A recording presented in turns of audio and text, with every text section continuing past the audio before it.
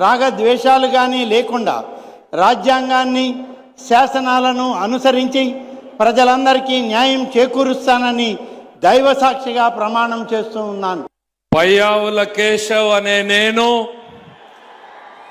శాసనం ద్వారా నిర్మితమైన భారత రాజ్యాంగం పట్ల నిజమైన విశ్వాసం, విధేయత చూపుతానని, భారతదేశ సార్వభౌమాధికారాన్ని, సమగ్రతను కాపాడుతానని ఆంధ్రప్రదేశ్ రాష్ట్ర మంత్రిగా నా కర్తవ్యాలను శ్రద్ధతో, అంతఃకరణ శుద్ధితో నిర్వహిస్తానని, భయం గాని, పక్షపాతం గాని, రాగద్వేషాలు గాని లేకుండా రాజ్యాంగాన్ని, శాసనాలను అనుసరించి ప్రజలందరికీ న్యాయం చేకూరుస్తానని దైవ సాక్షిగా ప్రమాణం చేస్తున్నాను.